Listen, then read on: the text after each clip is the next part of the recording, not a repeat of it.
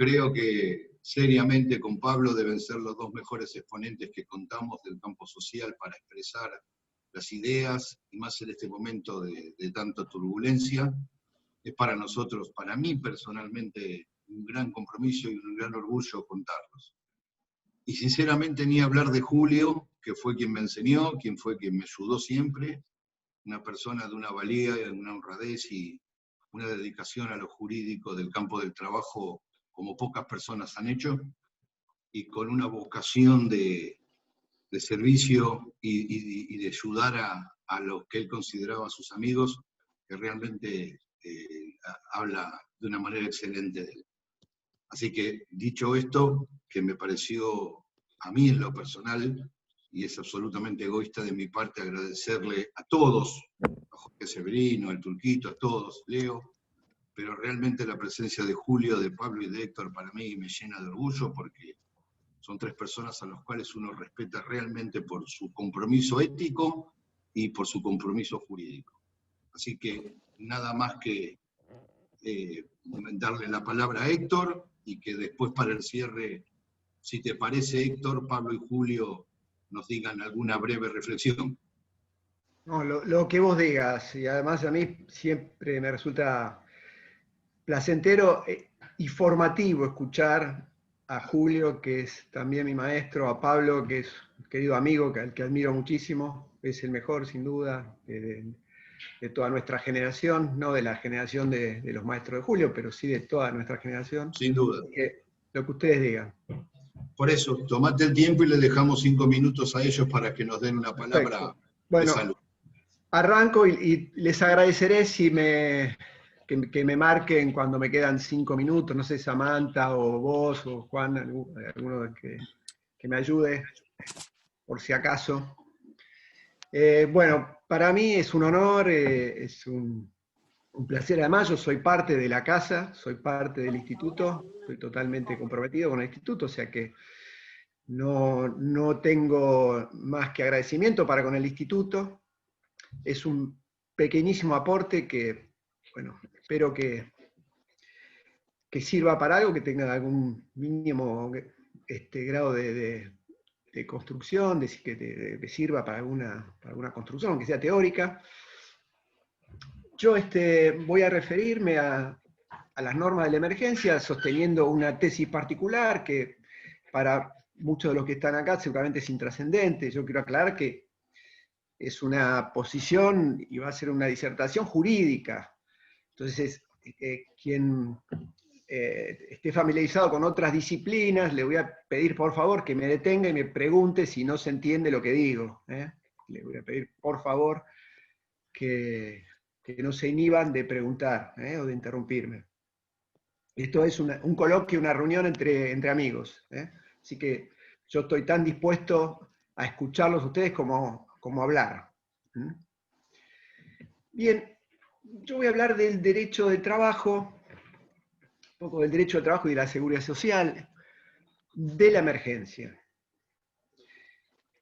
Digamos que el mundo, el planeta, está atravesando una pandemia global que un profesor, un eminente profesor francés que hace poco recibió el doctorado honoris causa de la Universidad de Buenos Aires, Alain Supiot, caracteriza como hecho social total.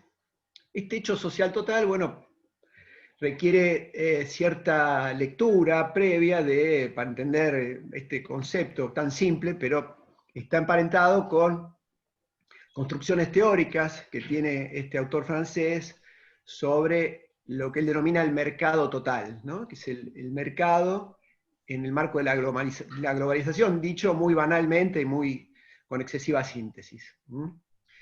Dice que esta pandemia, este fenómeno social total, ha puesto en evidencia un fenómeno paradójico, dice Supiot, en la globalización, que es la incapacidad que han demostrado las instituciones supranacionales.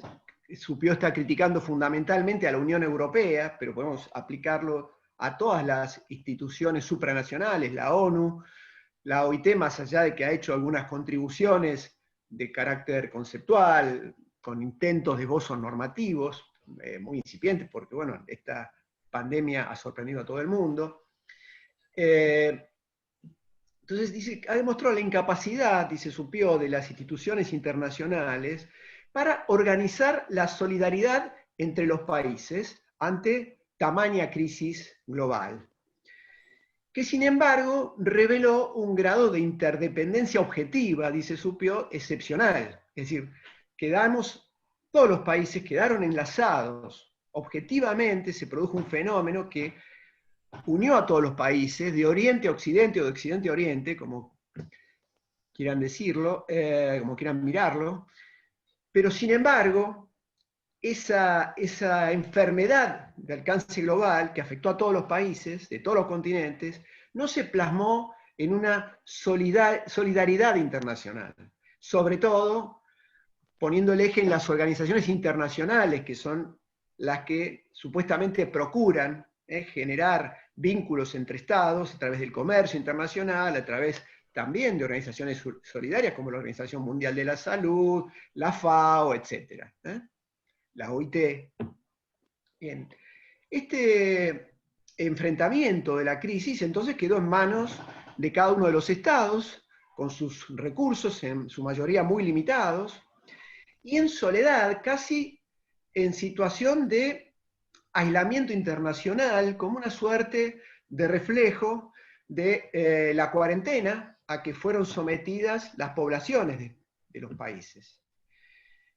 Bueno, asomémonos juntos, esta es mi propuesta, a lo que ocurrió en la Argentina durante la crisis, desde el punto de vista de la política jurídica laboral. Digamos que en esta emergencia, en esta crisis, que como sabemos fue declarada en diciembre del año pasado, no fue declarada con motivo de la pandemia de COVID-19, sino que ya en diciembre había sido declarado, primero por un DNU, luego por una ley del Congreso, una crisis omnímoda, una emergencia que declaraba en crisis, una situación de emergencia por la cual se declaraba en crisis al Estado desde el punto de vista económico, ocupacional, social, financiero, fiscal, también sanitario. Bueno, a partir de que se asume, que se declara la emergencia sanitaria, en marzo, como sabemos, en marzo de este año, el Poder Ejecutivo Nacional tuvo una actuación hiperactiva en un asumido papel de legislador de la emergencia. Podemos decir que, bueno, este legislador de la emergencia, que ha dictado una gran cantidad de normas, que ha sido un legislador no parlamentario, como dice Casas Bahamonde, aplicado al Estado español, porque esta situación se ha repetido más o menos con similares características en prácticamente todos los países, por lo menos todos los países occidentales. Decía, asumido este legislador no parlamentario, que fue el Poder Ejecutivo y los ministerios, en los cuales delegó la capacidad, la facultad de dictar normas, ha dictado tiene una hiperactividad en el dictado de normas, y ha sido no solamente el legislador de la crisis, el Poder Ejecutivo, el legislador de la emergencia, sino que ha sido un legislador laboral de la emergencia.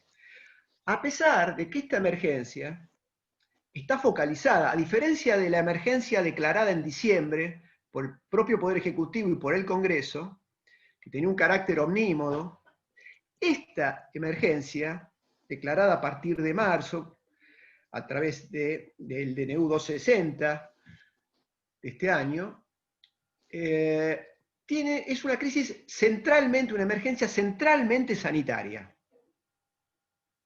No omnicomprensiva, es centralmente sanitaria, no obstante lo cual, este legislador de la emergencia se ha destacado como un legislador laboral de la emergencia. Y esto es importante para entender la racionalidad la orientación, la dirección, el objetivo prioritario que ha tenido la normativa laboral de la emergencia, que a diferencia de lo que es el derecho del trabajo actuando en situaciones de normalidad, no ha tenido por objeto prioritario principal la protección del trabajador. Por lo menos no solo la protección del trabajador, y esto lo voy a explicar en un par de minutos, en unos minutos. Si bien la crisis sanitaria tiene múltiples facetas y da lugar a múltiples consecuencias, también económicas, dijimos, es eminentemente sanitaria. No perder de vista este rasgo. Voy a pasar de largo las normas que fueron dictadas en diciembre, el DNU 34-2019 y la ley que declaró la emergencia, la 27541, para entrar directamente ya en el decreto 260 del 12 de marzo de este año, que extendió la emergencia sanitaria de esa crisis, de esa emergencia omnímoda declarada en diciembre.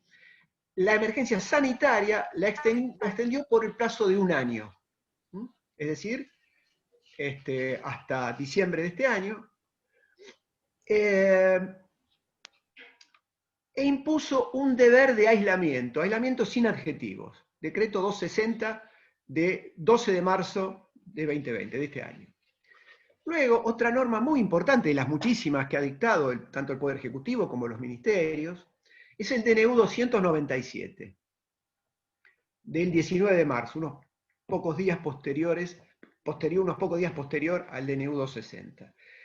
Este decreto 297 redefine el mencionado deber de aislamiento y lo adjetiva como aislamiento social, preventivo y obligatorio, el famoso ASPO, que todos conocemos por su sigla, muy difundida. En principio, a ser cumplido entre el 20 y el 21 de marzo. En aquel momento el legislador de la crisis no pensó en que se iba a extender por 180 días casi, ya estamos cerca de los 6 meses.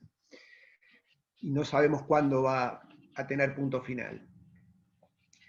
Pero aclara que es prorrogable este aislamiento, si bien lo extiende, lo fija originariamente por 11 días, advierte que va a ser prorrogable por cuanto se considere necesario en atención a la situación de la situación epidemiológica, que es el objetivo central, insisto, de toda esta normativa. De acuerdo con los propios fundamentos de esta norma laboral de la emergencia, este ordenamiento específico tiene un objetivo amplio, que es la protección de la salud de la población. Ese es el objetivo central, no la protección del trabajador. El objetivo es atender la situación sanitaria. Y el objetivo prioritario es proteger la salud no solo de los trabajadores, de la población. Esto ya estaba señalado en los considerandos del propio DNU 260, la norma que inaugura la normativa de emergencia, el decreto que inaugura el régimen de emergencia. Además de paciencia, voy a tener que cambiar mi celular, dijo, porque sospecha que hubo una filtración. Hay un micrófono que se ha interferido. A ver, ¿qué ha interferido? Estamos. Gracias. Decía, bueno, este objetivo amplio, a su vez, se desdobla por los propios considerandos de los dos grandes decretos, los dos importantes decretos pilares de este ordenamiento de emergencia, se desdoblan dos subobjetivos. El de mitigar la propagación del virus y el de reducir el impacto de la epidemia en el sistema sanitario. O sea, dentro del objetivo general de proteger a la población, de proteger la salud, hay dos subobjetivos prioritarios, esenciales, que no puede descuidar. Evitar que el virus se propague, porque no hay otra alternativa para enfrentarlo. O sea, ante una especie de enfermedad, de epidemia medieval que está soportando el planeta en el siglo XXI, no hay mayores remedios que aquellos que se aplicaban, por el momento, que aquellos se aplicaban en la Edad Media, es decir, la cuarentena, el aislamiento.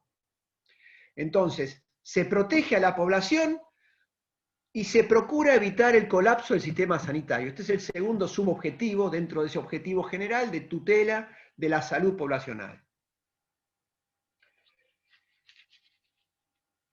Entonces, tras esos objetivos, se aplican dos medidas fundamentales, trascendentes. El aislamiento social, ya mencionado, y una prohibición a la circulación. Esto es, que se obliga a la población a permanecer en sus residencias, en sus casas o en su residencia habitual, o en el lugar en que se encontraban a las 0 horas del día 20 de marzo de este año. Luego, en lo que nos interesa, esto se complementa con una orden de abstenerse de concurrir a los lugares de trabajo. Esta prohibición de la circulación contempla algunas excepciones, como sabemos, que están en el propio DNU 297, para algunas actividades y algunas personas. Son excepciones de carácter objetivo y al mismo tiempo subjetivo, ligada a esta objetividad que está cifrada en la actividad que se desarrolla, y tienen que ser actividades conducentes al abastecimiento de la población para que pueda sobrellevar este aislamiento forzoso al que impone el hecho del príncipe, que es la normativa del Estado, la decisión del Estado de mantenerse en sus residencias, en no circular, en no ir a trabajar. Insisto, desde la normativa no solo sanitaria, sino desde la normativa laboral, es la que está imponiendo, esta normativa laboral de la emergencia, la que está imponiendo estas limitaciones.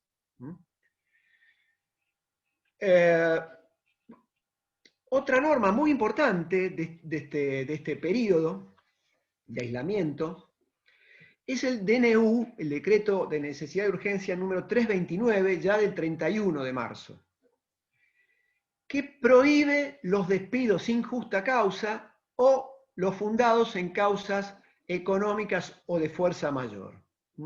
Lo digo sintéticamente, el nombre técnico es más largo, pero soy consciente de que algunos no son abogados y además el tiempo nos apremia, pero un nombre bastante largo, que tienen estas suspensiones que llamamos genéricamente por causas económicas o de fuerza mayor. Este decreto 329 proscribió asimismo, además de los despidos, las suspensiones por estas causales económicas y de fuerza mayor, exceptuando de esta prohibición a las suspensiones, dice con imperfecta redacción, con imperfecciones en la redacción, a las suspensiones efectuadas en los términos del artículo 223 bis de la Ley de Contrato de Trabajo. Este artículo 223 bis de la Ley de Contrato de Trabajo, dada la profundidad, la gravedad, el alcance, la extensión temporal que ha tenido esta situación de emergencia, se ha convertido, podríamos decir, en la figura solar de todo este sistema en términos prácticos. La norma de la que más se ha hablado, el recurso más buscado por las empresas en una situación de realmente gravedad económica, de verdadero apremio para su subsistencia, ha sido el artículo 223 bis de la Ley de Contrato de Trabajo, que lamentablemente ha sido objeto, ha dado lugar a mucha discusión, a polémicas en la doctrina, que hasta ahora no he visto reflejadas en la jurisprudencia, pero quizás, como algunas otras normas de la emergencia, que sí ya han dado lugar a algunos pronunciamientos, por lo menos cautelares, pero varios, esto probablemente se verifique en la situación cuando se recupere la normalidad en algún tipo de litigiosidad laboral, es probable. Pero bueno, además de las particularidades que tiene la situación, hay imperfección en la redacción porque se refiere a efectuar suspensiones. Y esto requiere de algunas aclaraciones. El defecto al que aludí en la redacción es que dice que cuando la norma de emergencia remite al decreto al artículo 223 bis de la Ley de Contrato de Trabajo, es decir, es el ordenamiento de emergencia que por una ventana trae a una norma de la normalidad, valga la reiteración, a un artículo legal de la ley de la normalidad, que es la Ley de Contrato de Trabajo.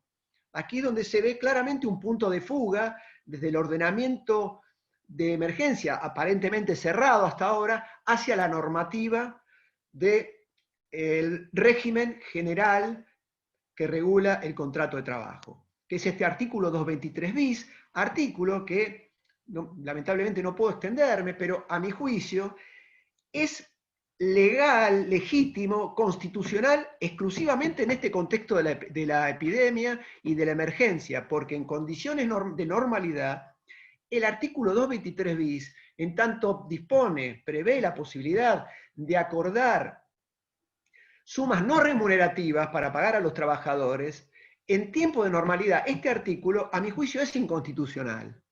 No podría soportar un test de constitucionalidad como el que hizo la Corte Suprema, en el caso a partir del leading case, el caso líder Pérez Condisco y unas sentencias posteriores, porque quedó clara en la jurisprudencia de la Corte que toda ganancia que reciba el trabajador proveniente de su contrato de trabajo es inconstitucional porque estaría violando el convenio 95 de la OIT, ratificado por la Argentina, del cual surge que lo que obtiene el trabajador como derivación de su contrato de trabajo, de toda contraprestación y toda ganancia, es salario, tiene naturaleza salarial. Entonces, el legislador tiene vedado privar de naturaleza salarial a esto que percibe el trabajador. Esto fue dicho por la Corte y yo creo que el 223 bis, en cuanto permite abonar sumas no remunerativas, asignaciones no remunerativas, despojadas de carácter salarial, solamente tiene legalidad, quizás paradójicamente, dentro de este régimen excepcional de la emergencia. Acá sí son admisibles estas sumas no remunerativas. Si no se entendió, les pido por favor que me pregunten. Voy a tratar de aclarar lo mejor posible estos conceptos que son jurídicos. Entonces, el defecto está en que el artículo 223 bis no permite acordar suspensiones. El artículo 223 bis solamente prevé la posibilidad de pagar sumas no remunerativas a trabajadores que ya han sido suspendidos, que previamente hayan sido suspendidos. O sea que cuando dice que se pueden acordar suspensiones, la norma de emergencia, por el artículo 223 bis, está incurriendo en un doble defecto. Por un lado, soslaya que estas suspensiones ya fueron dictadas por el hecho del príncipe, por la propia normativa que impuso el aislamiento, la prohibición de circulación y la abstención. La abstención es un oxímoron porque es una abstención obligatoria. La abstención en principio siempre es voluntaria. La abstención forzada de concurrir a los lugares de trabajo. Entonces, primero soslaya su propia normativa, porque dice, se pueden acordar suspensiones, pero esas suspensiones ya fueron establecidas draconianamente por el hecho del príncipe, por el propio gobierno legislador administrativo de la emergencia. Y en segundo lugar, por lo que dije recién, porque el 223 bis no permite acordar suspensiones. Ante suspensiones por causas económicas y fuerza mayor, permite pagar sumas no remunerativas que alivian la carga económica de las empresas. Eso es todo. Bien, esto es todo. Bueno, daría mucho más el artículo 223 bis, algo quizás vuelva a pasar por esta reunión porque tiene muchas más consecuencias. Pero bueno, lo dejo aquí el tema de la suspensión. Bien, a su vez, el Ministerio de Trabajo y la Superintendencia de Riesgo del Trabajo de la Nación, por delegación del Poder Ejecutivo a través del DNU 260, también ejercieron facultades normativas de la emergencia. Resoluciones que tuvieron prácticamente fuerza de ley. La concentración de la de la función, de la autoridad de aplicación en esta función normativa fue prácticamente absoluta, con descuido de otras facultades muy relevantes de la autoridad de aplicación, una de las más relevantes como es la fiscalización. En esta coyuntura dejó de lado la fiscalización el Ministerio de Trabajo y se abocó casi por entero a, entre comillas, legislar, a dictar normas por delegación, normas reglamentarias, reglamentos generales de ejecución, por delegación del Poder Ejecutivo a través del DNU 260.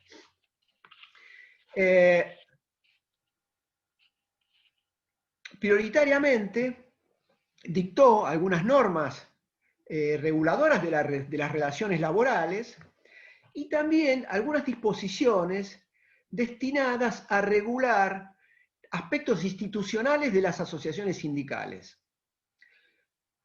Otra vez, aspectos por vía de resolución, se invade la autonomía intrasindical y otra vez estamos en presencia de normas reglamentarias que casi seguramente podría arriesgar que podían ser tachadas de inconstitucionales en tiempos de normalidad, como por ejemplo prohibir la celebración de asambleas, interrumpir el desarrollo de procesos electorales y prorrogar ipso iure, por disposición del príncipe, los mandatos sindicales en curso, dado que no se pueden convocar a elecciones. ¿Por qué? Porque, bueno, están prohibidas las reuniones de personas. Otra consecuencia importante de esta actividad legislativa, entre comillas, de autoridad de aplicación, es que establece, conectándose con ese aislamiento impuesto, el ASPO, al que hice referencia antes, impuesto por el Poder Ejecutivo, establece una dispensa del deber de asistencia al lugar de trabajo para todos los trabajadores alcanzados por la medida de aislamiento, y dispuso para los casos en que la labor pueda ser desempeñada desde el lugar de residencia o de cumplimiento de aislamiento, el deber de acordar con sus respectivos empleadores, en el marco de la buena fe contractual, las condiciones de prestación de esas tareas, es decir, está prácticamente imponiendo el teletrabajo cuando es materialmente posible. Otra demostración de la función normativa desarrollada por el Ministerio de Trabajo está en la reglamentación, estuvo en la reglamentación de trámites virtuales, dado que las oficinas administrativas estuvieron cerradas, están todavía cerradas del Ministerio, y también un mecanismo expeditivo para homologar acuerdos de suspensiones colectivas, la llaman, pero como dije antes, en realidad son acuerdos en los que se dice que se suspende, pero como bien dice Juan Ángel Confalonieri, no se puede suspender lo que ya fue suspendido. En este caso no lo dice Confalonieri, para él son licencias, para mí son suspensiones. Estos eran suspendidos por el hecho del príncipe, por normativa del Poder Ejecutivo. Entonces, estas suspensiones con la finalidad de pagar asignación no remunerativa en términos de este artículo 223 bis al que hice referencia antes. Y también el Ministerio de Trabajo apela a la concertación social.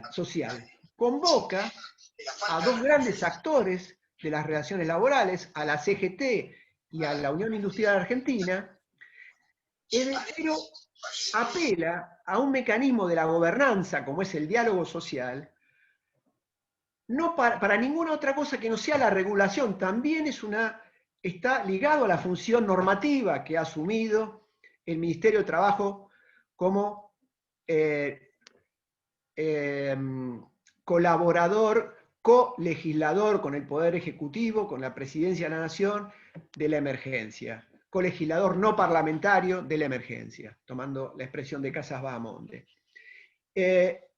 Y utiliza este acuerdo marco que han celebrado la CGT y la UIA con el gobierno, fijando una pauta para para cuantificar, mejor dicho, las asignaciones no remunerativas, el 75% del salario neto de los trabajadores, En esos términos, acuerdo que el Ministerio de Trabajo incorpora a una resolución, lo hace propio como anexo de una resolución, y en esos términos asegura que la homologación va a ser expeditiva.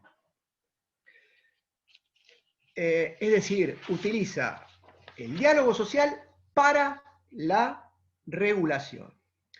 Entonces, cabe preguntar, como a mí me ha motivado a preguntarme, ¿qué es lo que estamos presenciando?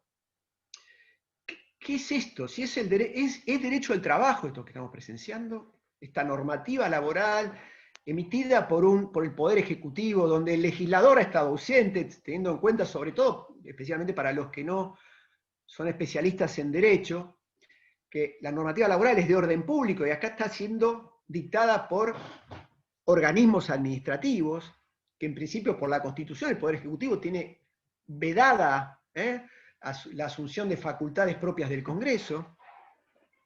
Sin embargo, ninguna voz ha cuestionado esta función legislativa, entre comillas, vuelvo a decirlo, asumida por el Poder Ejecutivo y los ministerios. Los más destacados han sido obviamente el de salud y, a mi juicio, el de trabajo. ¿Estamos ante un derecho del trabajo?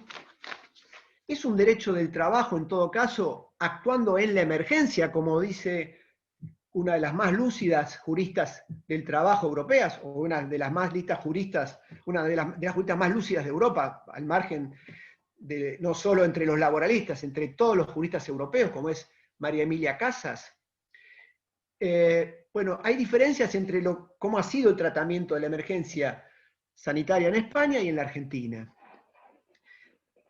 Yo creo que, a diferencia de España, me atrevo modestamente a opinar que no estamos en la Argentina en presencia de un derecho del trabajo interviniendo en la emergencia, actuando en la emergencia, sino que estamos presenciando un verdadero derecho del trabajo propio de la emergencia. Y voy a intentar explicar por qué. Algo similar se podría decir a lo que acontece con el derecho del trabajo en general ante las crisis económicas. Algo a lo que está muy acostumbrado el derecho del trabajo. Pero aquí se invierte el modo de funcionar, de atender la crisis. Y ahora lo voy a explicar. Esta crisis, como dije antes, es centralmente sanitaria. A diferencia de las crisis centralmente económicas en las que ha intervenido el derecho del trabajo en la Argentina históricamente. Hemos pasado, muchos, hasta los más jóvenes aquí presentes, han podido atravesar ya más de una crisis económica en la Argentina. Esto me va a permitir apoyarme en la palabra de un profesor español, profesor ahora catedrático emérito de la Universidad de Salamanca, muy conocido por varios de los que están aquí, por Juan Rinaldi, por Pablo, por Julio también, por uno de los mayores juristas laborales españoles, como es Manuel Carlos Palomeque o Carlos Palomeque López. Palomeque se ha preguntado hace ya tiempo, o mejor dicho, ha intentado explicar qué ocurría, qué fenómeno atravesaba el derecho del trabajo cuando ocurrían las crisis económicas. Esto también me va a permitir explicar, esta apoyatura en la construcción teórica de Palomeque, me va a permitir explicar una expresión muy remanida, muy utilizada en la Argentina, a veces en sentido contrario, por el cual fue diseñada o acuñada o concebida por Palomeque. Es cuando se dice que el derecho del trabajo y las crisis económicas son compañeros de viaje históricos. Y esto se suele invocar para justificar que el derecho del trabajo en las crisis económicas tenga permitido desproteger al trabajador, que es lo que hemos visto recurrentemente, cíclicamente en la Argentina. Bueno, ¿cuál es el porqué entonces de esto que esta expresión, de esto que dice el profesor emérito de la Universidad de la ahora profesor emérito de Salamanca, que dice Palomeque que el derecho del trabajo presupone, la existencia misma del derecho del trabajo, presupone la normalidad, no la crisis, sino la normalidad. En estas, normalidad o el crecimiento económico, en todo caso, pero por lo menos la normalidad. En estas etapas de estabilidad de la economía, el derecho del trabajo oficia como un ordenamiento de la distribución de los recursos. En cambio, en etapas de crisis económica, al derecho del trabajo se le exige que se convierta en un ordenamiento de la creación de los recursos. De ser un ordenamiento naturalmente, constitutivamente, estructuralmente, un ordenamiento de redistribución de la riqueza, se le exige en etapas de crisis económicas al derecho del trabajo que se convierta en un ordenamiento creador de riqueza, lo cual obviamente es imposible para el derecho del trabajo, está fuera del alcance del derecho del trabajo, no está en sus posibilidades lograr este objetivo. ¿En qué se plasma esto entonces? En normas que recortan derechos, que desmantelan protecciones establecidas por las leyes laborales en los tiempos, diría Palomeque, de crecimiento económico o de estabilidad económica. Entonces,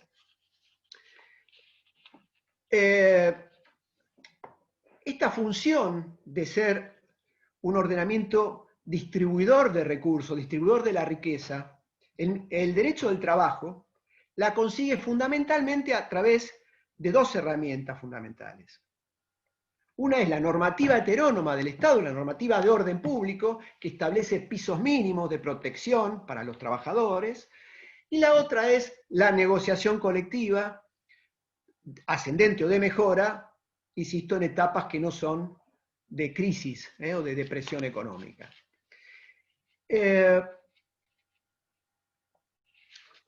¿Cómo es posible entonces que el derecho del trabajo, se pregunta Palomeque, cómo es posible que el derecho del trabajo pueda seguir siendo tal, pueda seguir siendo derecho al trabajo, sin perder su esencia? Es decir, ¿está perdiendo su esencia? ¿Qué fenómeno afecta al derecho del trabajo en estas circunstancias de crisis en las cuales se ve forzado a incurrir en una suerte de desnaturalización? Se pregunta Palomeque.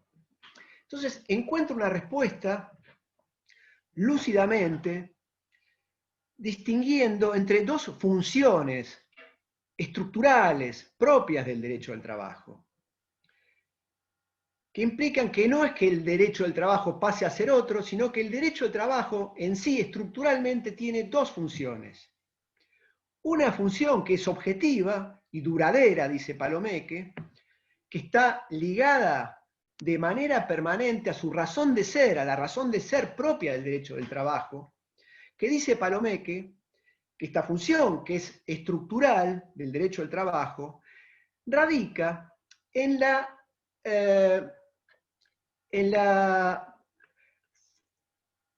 función radica en la tendencia a procurar, evitar o conjurar el conflicto social que se encuentra en la base misma de la relación de trabajo. El derecho del trabajo tiende a regular una relación en sí misma conflictiva, donde hay una gran desigualdad socioeconómica. Entonces, esta es una relación de poder, conflictiva, política, ha sido calificada, a mi juicio con acierto por algunos autores, y en la propia base del derecho al trabajo anida el conflicto, dice Palomeque. Por lo tanto, este es un derecho que tiene por misión estructural esencial regular un conflicto que surge de la propia base de la relación. Regula relaciones jurídicas, jurídico-económicas, conflictivas esencialmente, en lo individual y en lo colectivo. Entonces, además, a la par de esta función objetiva y duradera, ligada de manera permanente a atender el conflicto social estructural, hay una función institucional dice Palomeque, que esta sí está asociada con el modo de realizar la protección al trabajador, la función objetiva de procurar evitar el conflicto social. Porque el conflicto social se conjura o se evita generando progresos en el estatus socioeconómico de los trabajadores, obteniendo beneficios para los trabajadores.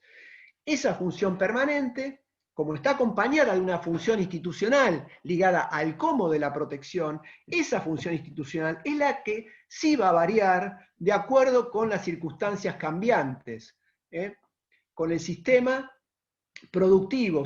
Esa va a acompañar las fluctuaciones, la evolución del sistema productivo, que es variable, que altera ese equilibrio de fuerzas estructural que necesita el derecho al trabajo para poder llevar a cabo su función tutelar, tuitiva de los derechos del trabajador. Entonces, concluyo con Palomeque, el derecho del trabajo no cambia, ni cambia su función objetiva y permanente.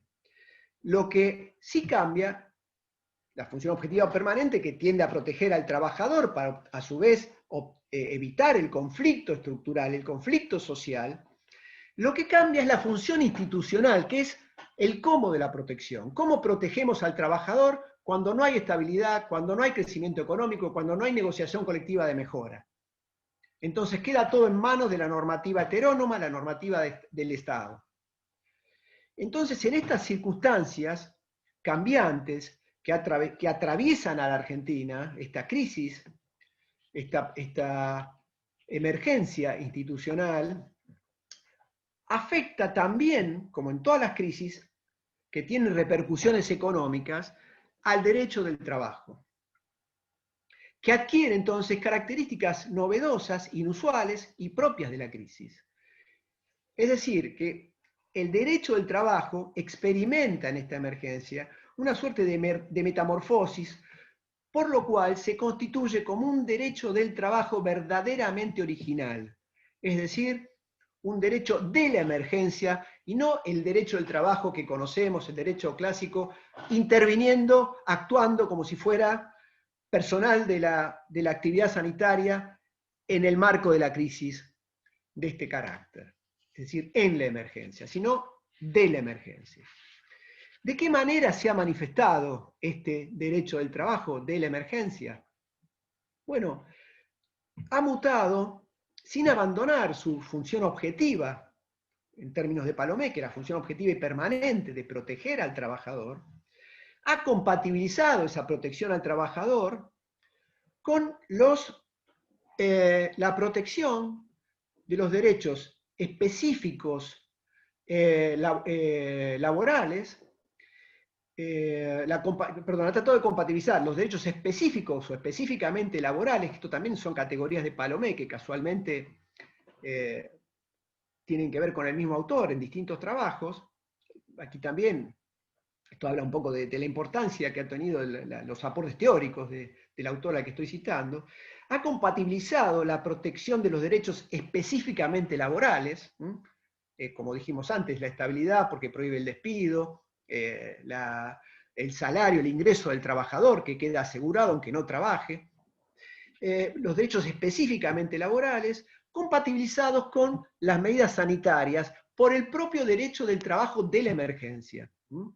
Las medidas sanitarias que tienden a proteger la salud no solo del trabajador, sino de toda la población. Va más allá del alcance del derecho al trabajo en condiciones de normalidad, para evitar o minimizar las posibilidades de contagio. Entonces, este derecho del trabajo, de la emergencia, llega hasta comprometer, afectar, restringir el ejercicio de libertades civiles, de libertades públicas garantizadas por la Constitución Nacional, como por ejemplo el derecho de reunión, derechos inespecíficos, en categoría de Palomeque, inespecíficos, es decir, derechos no específicamente laborales, sino derechos de los que gozamos todos los ciudadanos en la Constitución argentina, prácticamente podríamos decir todos los habitantes del territorio argentino. Entonces, se han limitado por estas normativas laborales de la emergencia el derecho de reunión, plasmado en la normativa laboral en las asambleas, prohíbe las asambleas. También se ha prohibido otras libertades civiles muy importantes, como la libertad de circulación, la libertad de uso del espacio público, la libertad de entrar y salir del territorio argentino, hasta el ejercicio de la libertad de cultos, porque están prohibidas las celebraciones religiosas. O sea, tal es el alcance, la potencia de la emergencia que genera asimismo una normativa potente que restringe el ejercicio de derechos y libertades fundamentales de todos los ciudadanos. Debemos decir que estos derechos que estoy mencionando están garantizados por tratados que tienen jerarquía constitucional para la Argentina, por previsión expresa del artículo 75, inciso 22 de la Constitución Nacional, como la Convención Americana de Derechos Humanos, como el Pacto Internacional de Derechos Civiles y Políticos. Estos tratados permiten que los estados limiten el ejercicio de estos derechos fundamentales por ley. En este caso no son la ley, son normas administrativas, pero los decretos de necesidad y urgencia están siendo convalidados por la Comisión Bicameral, tienen eficacia de ley dentro de la propia Constitución argentina, cuando sean necesarias para proteger derechos fundamentales, entre los que enumeran estos pactos, tratados internacionales de jerarquía constitucional, está la salud, y así como derechos y libertades de terceros. O sea que son restricciones, remarco, constitucionales a derechos y garantías fundamentales, laborales y metalaborales, inespecíficas. Bien, a su vez,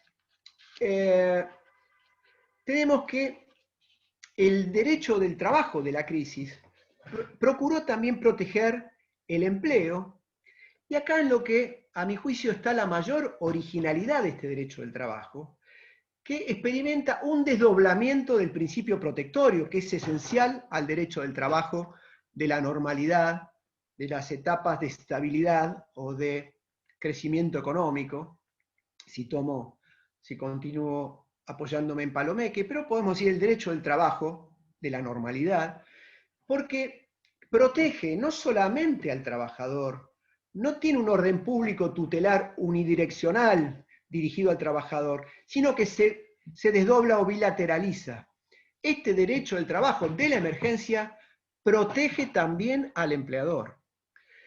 Conocemos dentro del derecho del trabajo y de la seguridad social, de la normalidad, muchos dispositivos de auxilio a las empresas, de alivio económico financiero, pero no de auténticas medidas de protección, que es lo que estamos presenciando aquí mismo. Así como dice el director del instituto, mi amigo Juan Rinaldi, que esta normativa de emergencia originó un subsidio a cargo de las empresas, un subsidio privado, un subsidio de emergencia de carácter privado, también ha dado lugar a un verdadero asistencialismo empresarial o asistencialismo laboral empresarial. No son meras medidas de socorro, de alivio para reducir costos. Son auténticas medidas de tutela a las empresas. ¿Por qué? Tenemos que pensarlo, observar esto desde la lógica, la racionalidad del objetivo de todo este ordenamiento de emergencia que señalé al principio. El objetivo central es proteger la salud y la vida de la población. Los dos bienes jurídicos seguramente más esenciales que hay. Tras ese objetivo, protege a los trabajadores. ¿Por qué razón les asegura un ingreso a pesar de que no trabajen?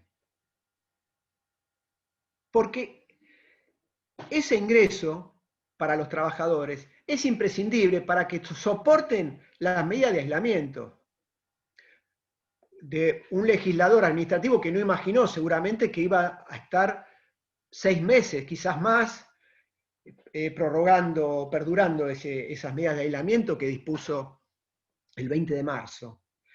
Sin asegurar el ingreso, el aislamiento obligatorio habría sido imposible. todo el mundo habría salido a buscar una manera de generarse un ingreso de subsistencia. Entonces, esos ingresos que le asegura el trabajador no son meras medidas de tutela al trabajador porque es un derecho del trabajo que tiende a protegerlo, naturalmente a protegerlo, sino que es un derecho del trabajo que lo protege mediatamente, protegiendo prioritariamente la eficacia del aislamiento para que a su vez no colapse el sistema sanitario, para que no se contagien, no se enfermen, no se mueran, y al mismo tiempo para que no colapse el sistema sanitario. Y del mismo modo, protege, es consciente, cuando a medida que se empieza a prolongar el aislamiento y que es incierto el horizonte de finalización de este aislamiento, protege a las empresas, convierte al empleador de sujeto socialmente privilegiado a sujeto jurídicamente protegido, con medidas tendientes a asegurar, o por lo menos a coadyuvar, a que las empresas se mantengan en pie una vez finalizada la etapa de aislamiento, la etapa de emergencia, porque son esenciales para el despegue de la economía. Generalmente, en todas las crisis económicas, la normativa de emergencia ha puesto el foco, lo mismo hizo la declaración, la ley 27.541, cuando declaró la emergencia en diciembre pasado, pone el foco en la macroeconomía. Se atiende a las grandes variables, la recesión, la inflación, el tipo de cambio, la ocupación o empleo, las exportaciones, etc.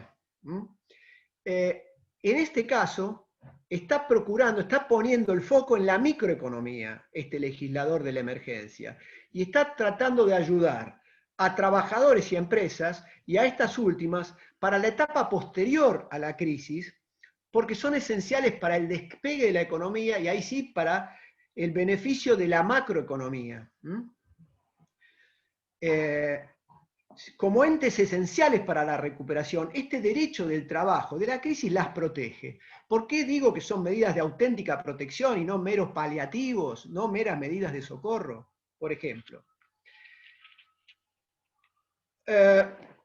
aquello que ha sido entonces, usualmente que hemos visto aplicado a personas humanas o físicas, que son el asistencialismo, esta vez es aplicado a personas jurídicas, por el derecho del trabajo, de la emergencia, con medidas de protección, como por ejemplo la creación del programa de asistencia de emergencia al trabajo y la producción, el muy conocido, ahora muy en boga, ATP, creado por el decreto de necesidad de urgencia 332. Que ha sido también modificado por el decreto 376. Este programa de asistencia de emergencia al trabajo y la producción contempla una asignación complementaria adicional al salario, que es abonada por la ANSES. O sea, acá tenemos que el derecho al trabajo de la emergencia se asocia articuladamente, estratégicamente con el derecho de la seguridad social para regular esta situación y distribuir estos beneficios, tanto a trabajadores como a empresas. Otra medida de protección es la postergación o la reducción hasta el 95% de las contribuciones patronales al SIPA, al Sistema Integrado Previsional Argentino, que excluye los aportes que debe tener el trabajador, porque hace referencia solo a las contribuciones. Y además incluye también este programa de asistencia, las prestaciones por desempleo. Además de este ATP, hay otra medida importante, es la reducción por el plazo de 90 días, que fue prorrogada por 60 días más, del 95% de las contribuciones destinadas al SIPA para todos los empleadores de los servicios de la salud. Otra medida consiste en la constitución de un fondo de afectación específica con el objeto de otorgar garantías para facilitar el acceso a las micro, pequeñas y medianas empresas que se encuentren certificadas como tales para préstamos de capital de trabajo, incluyendo la cobertura también del pago de cheques. Otra medida específica de tutela para las empresas es, se pone en evidencia en el IFE, también que es una sigla muy en boga, muy invocada en estos momentos, que es el ingreso familiar de emergencia, que está destinado a generar ingresos para trabajadores en relación de dependencia, tanto del sector público como privado, trabajadoras y trabajadores de casas particulares, y monotributistas sociales y monotributistas de las categorías más bajas, es decir, las categorías A y B. Bueno, en concreto, el orden jurídico laboral excepcional se puso de manifiesto en la creación de institutos novedosos o la modificación sustancial, aunque pasajera, transitoria, sujeta a lo que dure la crisis, de otros institutos preexistentes en la legislación laboral vigente en tiempos de normalidad, para ser adaptados a las exigencias de las nuevas circunstancias. Esa adopción, voy acercándome al final de mi exposición, esa adopción de nuevos institutos no previstos en la legislación, en la normativa laboral, o que tienen un objeto distinto que prevé la ley de la normalidad, la legislación de la normalidad, los encontramos, por ejemplo, en la prohibición de despidos y suspensiones por causas económicas y de fuerza mayor, a las que ya hice referencia. Son un tipo de institutos novedosos, la prohibición de despidos, o readaptados, como el de las suspensiones, que además de estar prohibidas las suspensiones por causas económicas y fuerza mayor, el Estado legislador de la emergencia, el gobierno legislador no parlamentario de la emergencia, crea por hecho del príncipe estas suspensiones que son de fuerza mayor, pero son generadas por un tipo de fuerza mayor específica, como es el hecho del soberano o hecho del príncipe, de manera condicionada como prestación a los trabajadores, expresada mediante el oxímoron de abstención obligatoria de asistencia a los lugares de trabajo.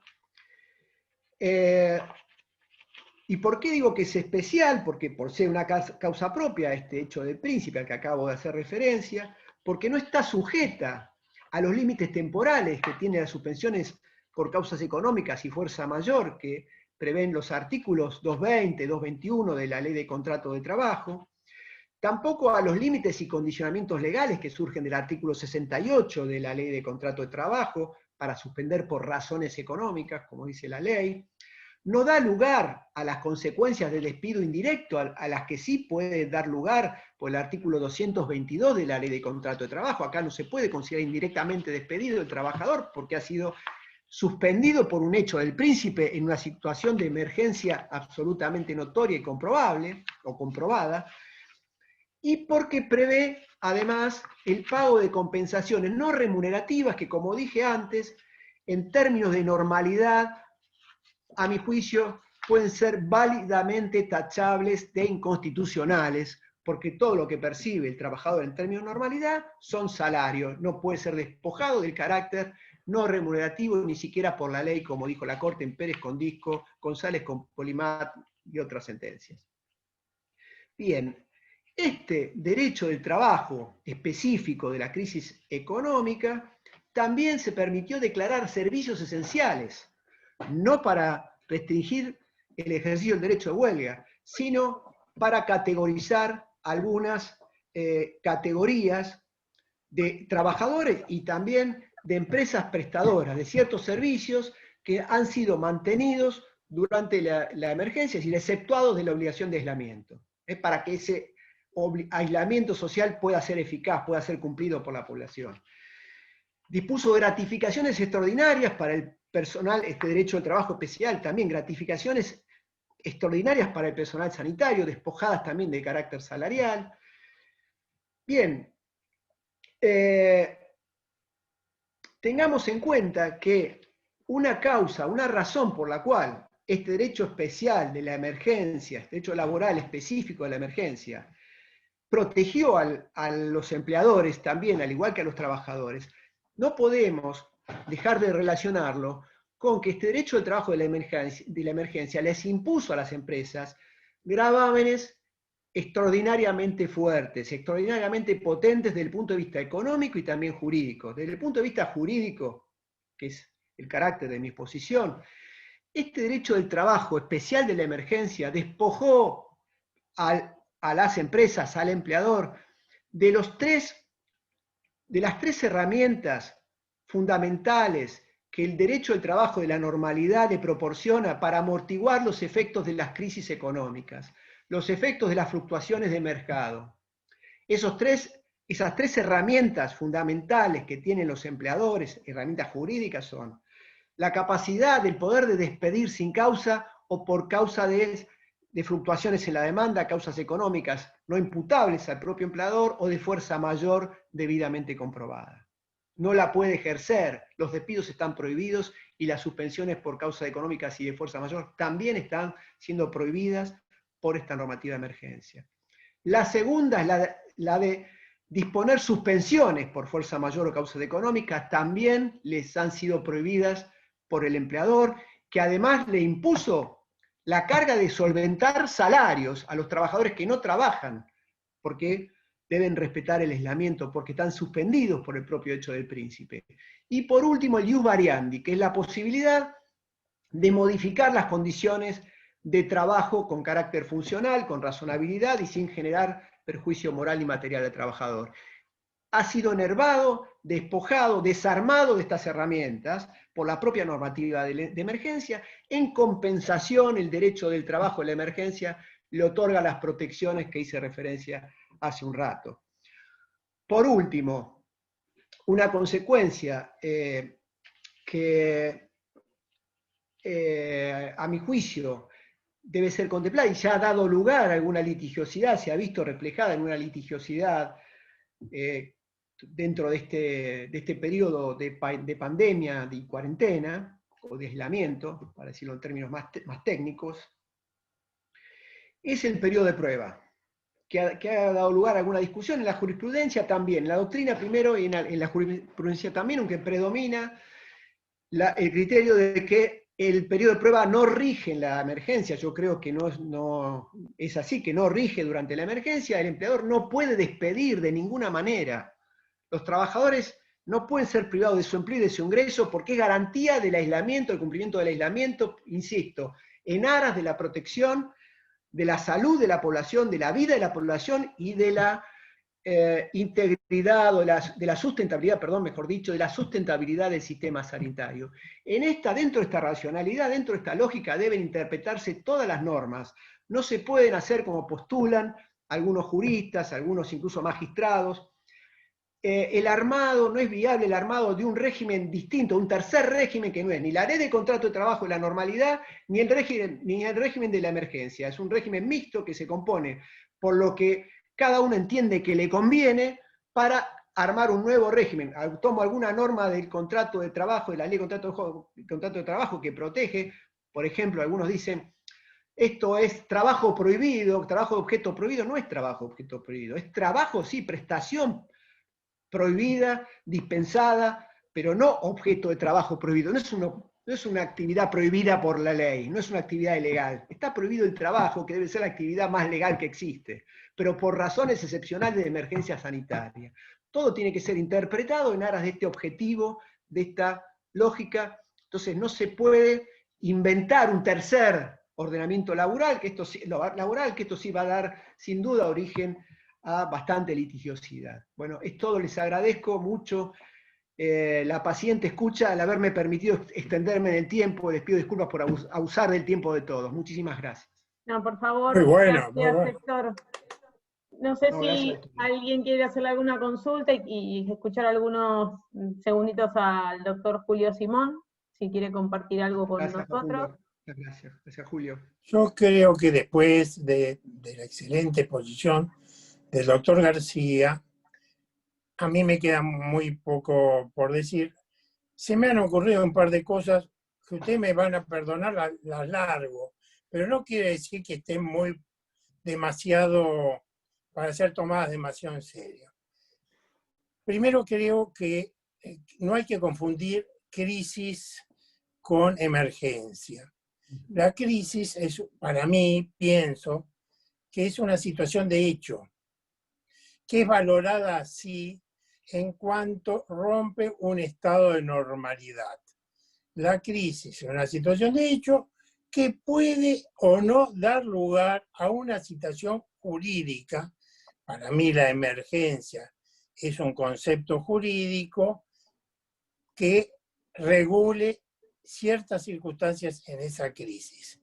Con lo cual, no se debe, quizás me confundo y pido perdón, no se debe equiparar crisis con emergencia. Si equiparamos crisis con emergencia, podríamos extender inusitadamente el concepto de emergencia. Y extender inusitadamente el concepto de emergencia, a mí me parece que es erróneo, porque el concepto de emergencia es un concepto excepcional. El capítulo 4, artículo 27, que lo refirió, aunque no lo mencionó expresamente mi querido amigo Héctor García, habla de la emergencia como una situación en que se podrá adoptar disposiciones que suspendan algunos, no todos, de los derechos consagrados en la Comisión, en el Tratado de San José. Y el propio Tratado de San José lo condiciona a dos circunstancias: en la medida y por el tiempo estrictamente limitado a las exigencias de la situación. En la medida quiere decir que hay posibilidad, yo creo, la Corte Suprema lo ha dicho, creo que este concepto de emergencia no es un concepto puramente legislativo. O sea, puede ser valorado por los jueces. Creo que la declaración de emergencia en un sistema constitucional como el nuestro podría dar lugar a una valoración judicial que podría basarse solamente en los datos objetivos o también en los dos condicionamientos que pone el Pacto de San José. Primer condicionamiento, limitado en el tiempo. Las emergencias no son para siempre. Digo esto porque en la Argentina las leyes de emergencia, no sé si usted, yo soy muy viejo, ¿no? Han durado 5 o 6 años. El país que crecía a tasa del 7% anual y seguía sancionándose todos los años una ley de emergencia.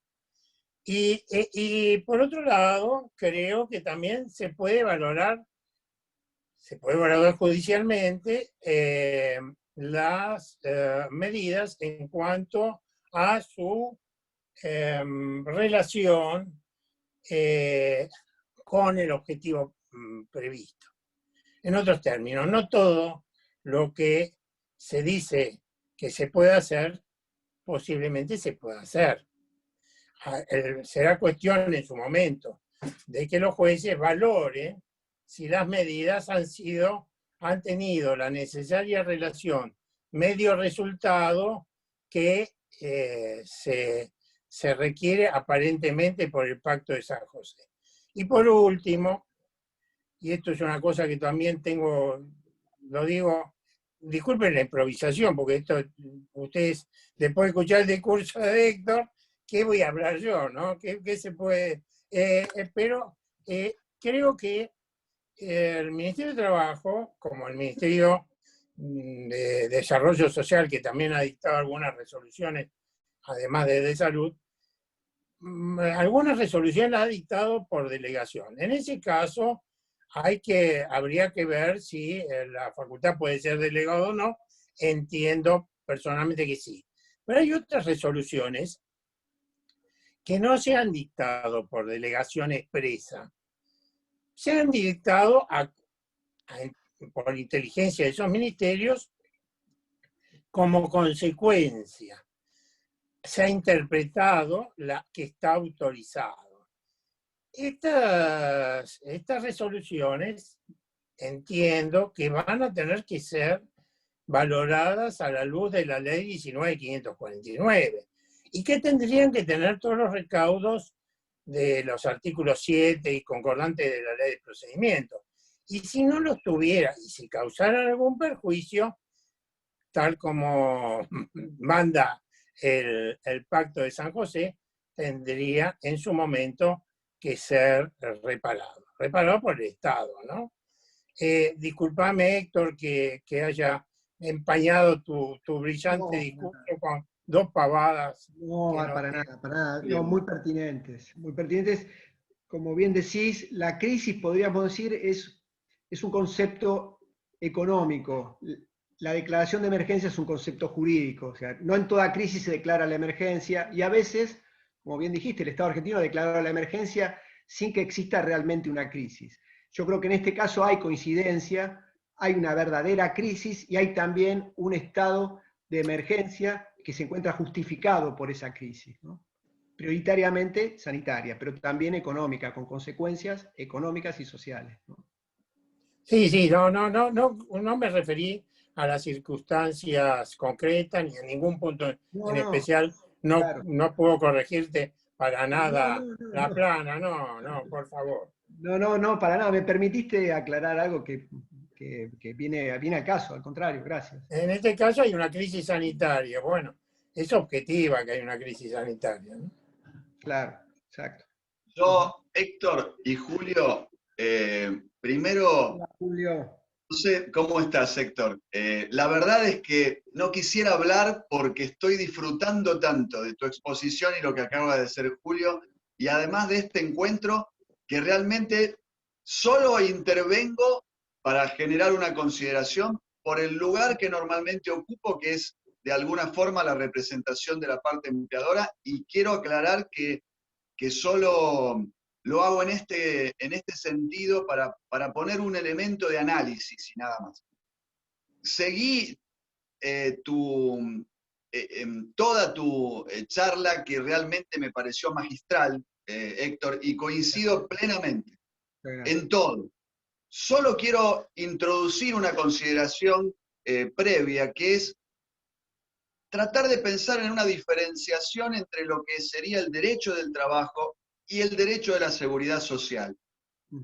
Y teniendo siempre en cuenta la protección de los derechos del trabajador, en este caso el ingreso, considerar al contrato de trabajo como un contrato sinalagmático, donde la base conceptual de la naturaleza es que si no hay prestación, no debería haber remuneración como concepto, con todas las excepciones que tiene la ley de contrato de trabajo, que muchas veces son institutos de la seguridad social que están incluidas dentro de la ley, como por ejemplo el artículo 208, enfermedades inculpables, y otras que podrían haber estado incluidas y que se sacan, como los accidentes, por ejemplo, donde uno delega responsabilidad en otros. Es decir, hay muchos elementos en los cuales no se realiza prestación o licencias, etcétera, y se recibe una contraprestación que nosotros la entendemos incluida dentro de la ley de contrato de trabajo porque está allí, pero que pueden analizarse desde su naturaleza.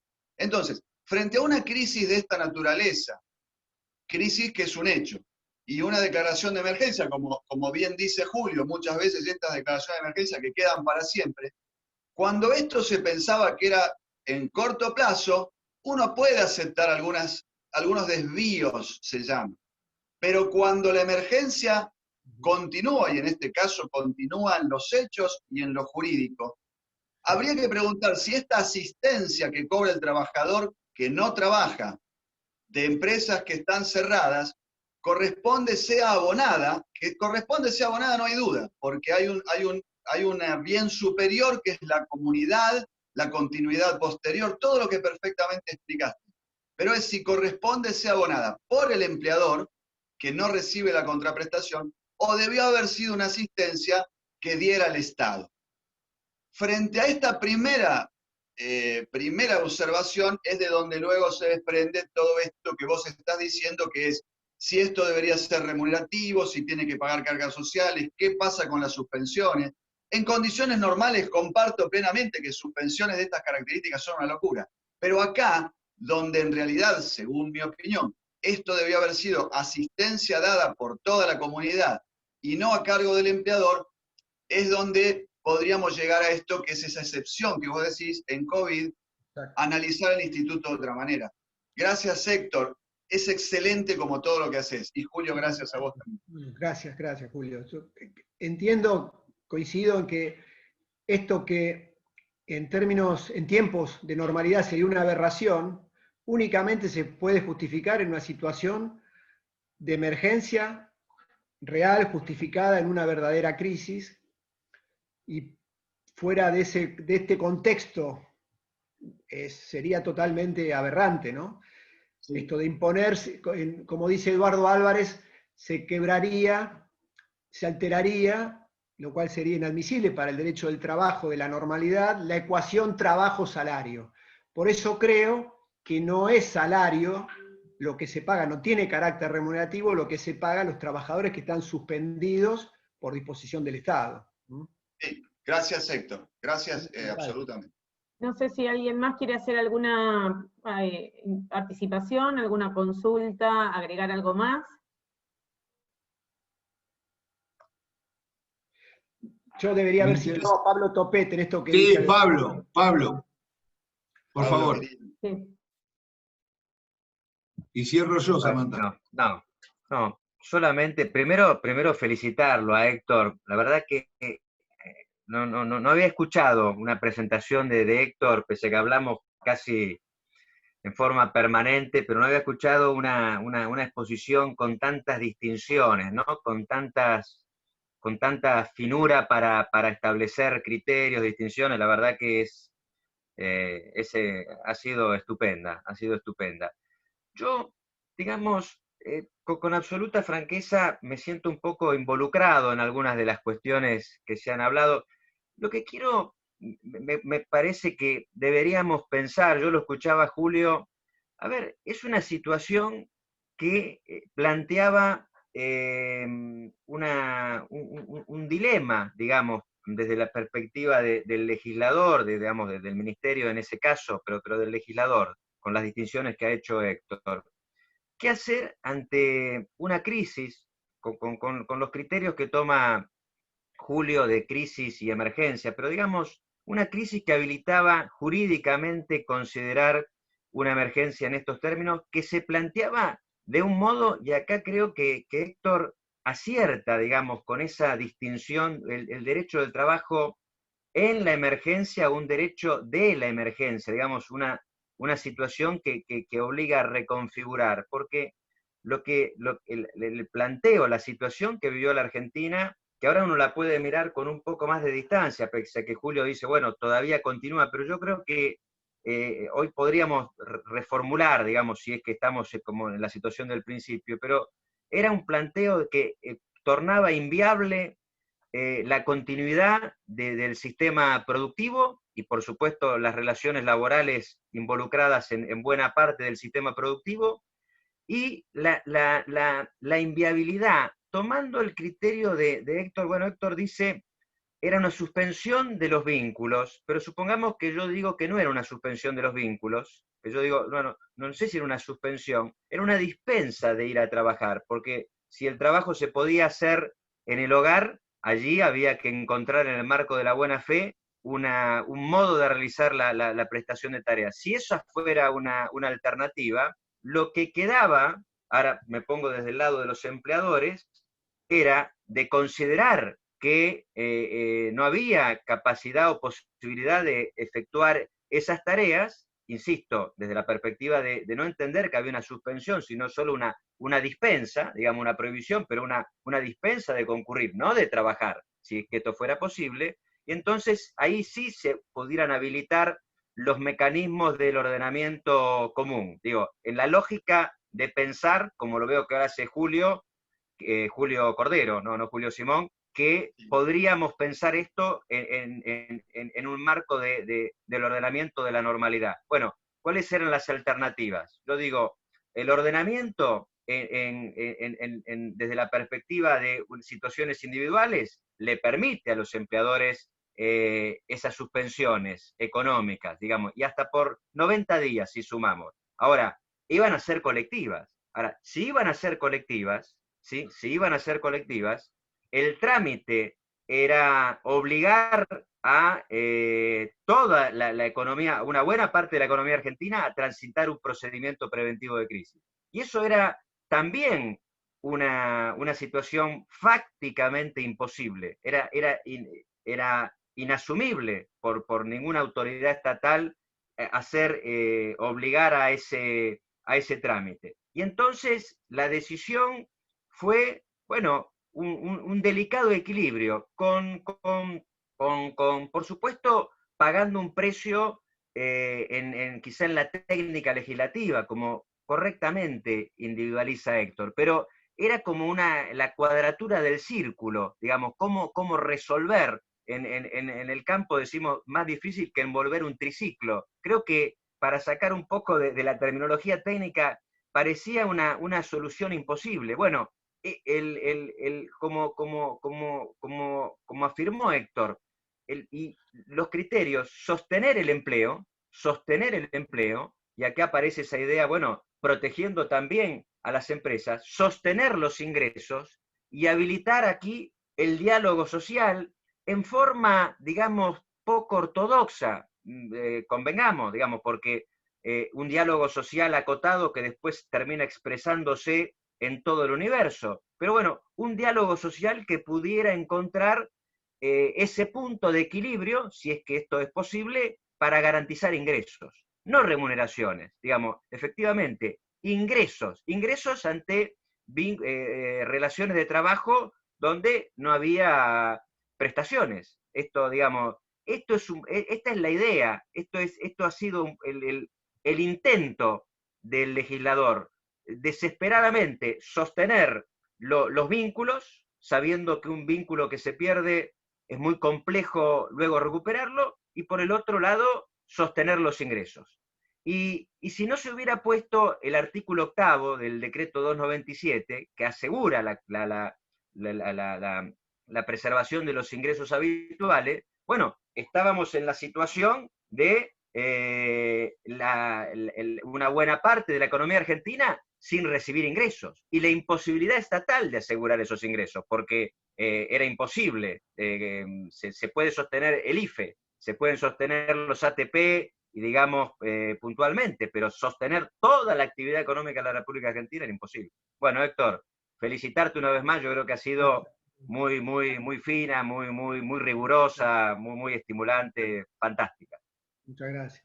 Perdón, Gerardo Cores quería hacer, Juan, una intervención, ¿puede ser? Bueno, yo le puedo agradecer a Héctor. ¿Cómo te va? Acá estamos. Y a Julio también la exposición, también las aclaraciones de Pablo. A mí me parece que todo este tema, esto me hace acordar mucho la discusión a la tiranía de los valores de Smith.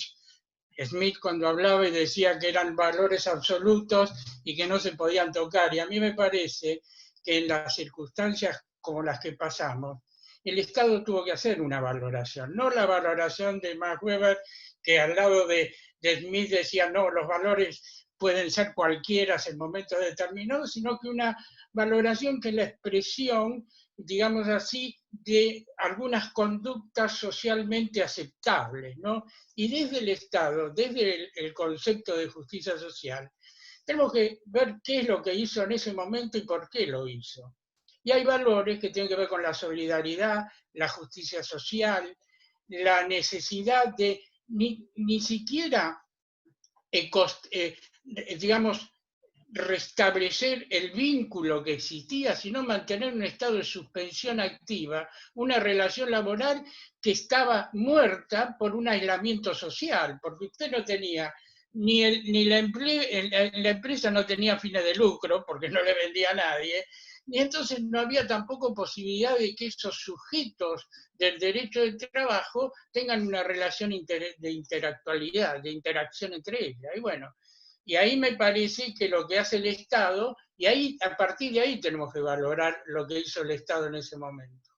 Puede ser que por ahí haya fallado algún tema de técnica legislativa, pero en medio de esa situación, la emergencia y, digamos, estas relaciones valorativas, que también lo tomó las Naciones Unidas, porque las Naciones Unidas dijo primero la vida, la salud, después las personas y después el empleo y la economía. No es que esto es una cosa que el Estado argentino lo haya tomado sin un contexto internacional. También las normas internacionales, incluso las normas de la OIT, cuando hacían referencia a la recomendación de resiliencia, la nueva recomendación sobre situaciones de catástrofe, también nos marcaba un tema valorativo. Entonces, lo que nosotros debemos decir entonces, para tener en cuenta lo que hizo el Estado, si esas medidas fueron justas, apropiadas y necesarias en ese momento.